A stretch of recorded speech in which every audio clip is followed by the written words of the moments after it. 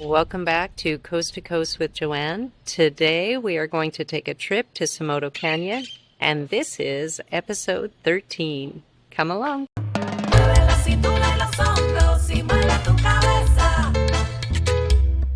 Sonríe todo el día y recuerda del amor y de belleza. Mueve la cintura y los hombros y mueve tu cabeza.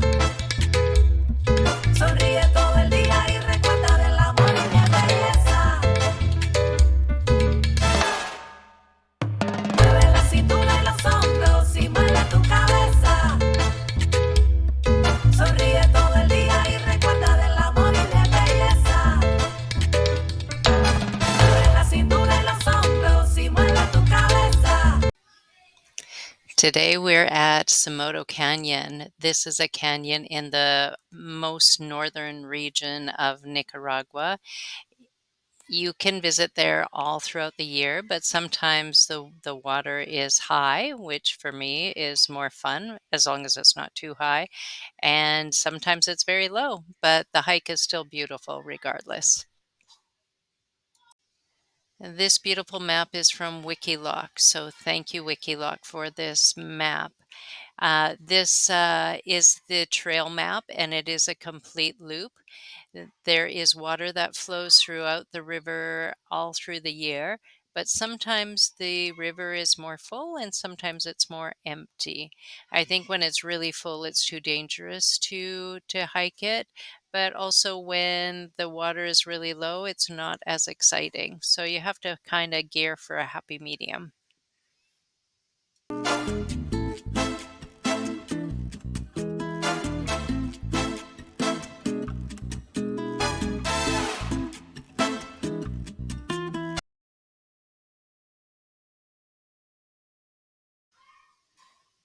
So I've read in places that this is a easy to medium hike, and I think those people must be referring to when the water is really low.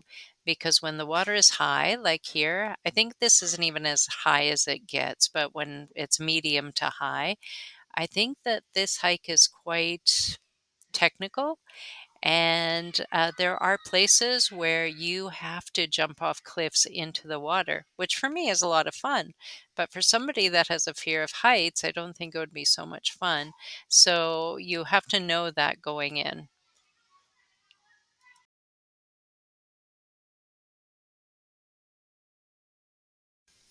In some places, the water is very fast, as you can see here. And in some places, it's very slow and relaxing and meandering. I remember laying on my back and looking up and seeing a rainbow crossing over the canyon as I floated under it. It was really, really beautiful.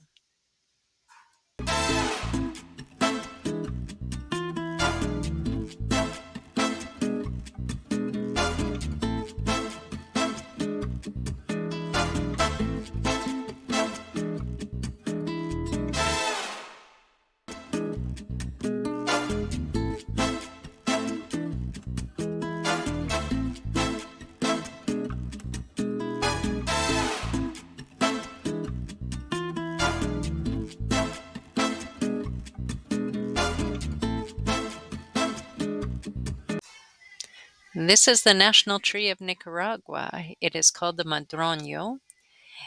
I love this tree because it reminds me of home. Because in when it's in bloom, it has these flowers on it, and the flowers kind of weigh down the branches. And from a distance, it looks like snow sitting on branches. Of course, we have no snow here in Nicaragua, but for a split second, it always reminds me of home. The madroño tree, the national tree of Nicaragua. I find the blooms on this tree to be very interesting and exceptionally beautiful.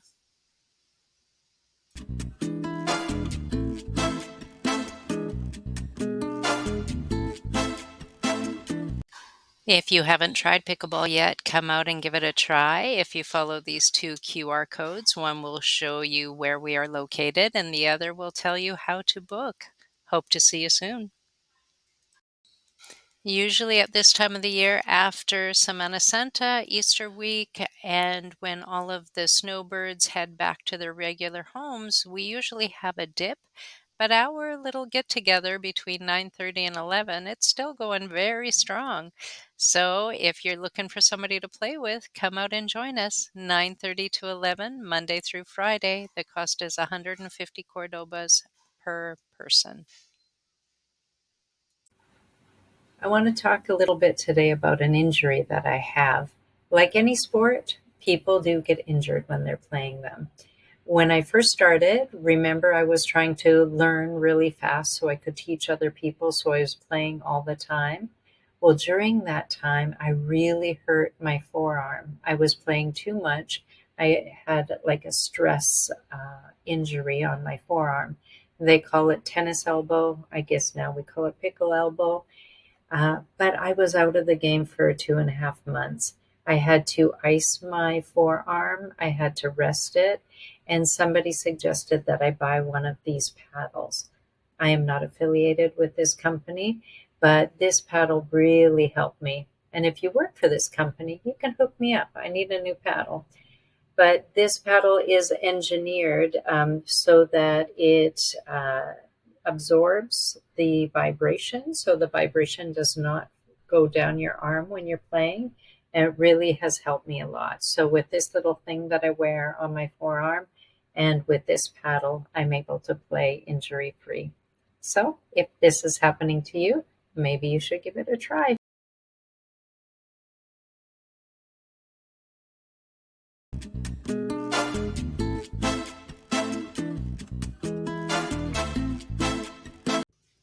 In the Casita this week, I had some windows installed. I have had these two holes in my walls for 2 years now. And yeah, it's time that I had some proper windows put in. So this gentleman comes from Rebus, and he is a professional window installer. I had him come out 3 years ago when I first bought the Casita. And when he was here this time, he just kept commenting on how different the casita already looks. Of course, it's not finished, it's still a work in progress, but he was saying how ugly it was before.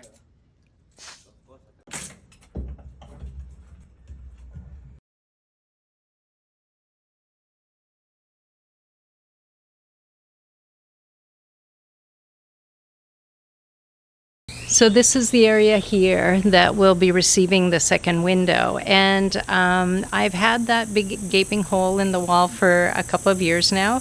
And I really kind of like it in some aspects because it lets a lot of fresh air in. When I cook something, the hot air and the smell goes right out the casita. But the down part is that it allows a lot of dust and sometimes insects into the casita.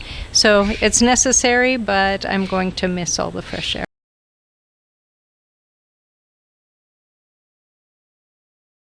I'm quite happy with the results. Of course, this isn't what the finished product is going to look like. I want to put some PVC paneling on the wall soon, so it will look a lot more cleaner. But I'm really happy with the windows, and they're easy to open and close, and they let in a lot of natural light. So I'm really happy with the work. That's it for this time. I hope you enjoyed our trip up to Somoto Canyon, and I will see you next week.